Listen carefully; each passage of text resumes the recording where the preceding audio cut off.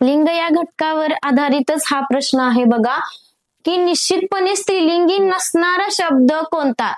दिलेला प्रश्न विद्यार्थी मित्रांनो व्यवस्थित वाचायचा. इथे आपल्याला विचारलंय नसणारा शब्द विचारलेला आहे, पण निश्चितपणे स्त्रीलिंगी नसणारा शब्द विचारलेला आहे.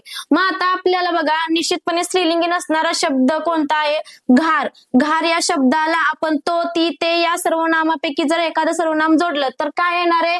ती घार येणार आहे आपलं, जे की आहे स्त्रीलिंगी. त्यानंतर आहे ती ऊ, हे पण स्त्रीलिंगीच आहे. नंतर सुरवंट, आपण बोलताना विद्यार्थी मित्रांनो बोलून जातो की ते सुरवंट, पण इथं सुरवंटला तो सुरवंट हे सर्वनाम लागतं, हे मात्र लक्षात ठेवा. हे फसवे प्रश्न असतात, त्यामुळे हे तुम्ही लक्षातच ठेवायचं की सुरवंट या शब्दाला तो हे सर्वनाम लागतं, जेणेकरून हा शब्द आहे आपला पुल्लिंगी शब्द आहे. आणि जळू, जळूला सुद्धा आपला कोणतं सर्वनाम लागणार आहे? ती जळू. म्हणजे हे स्त्रीलिंगी शब्द आहेत. आणि नसणारा शब्द कुठला आहे? तर सुरवंट, की जो पुल्लिंगी आहे तो सुरवंट. धन्यवाद.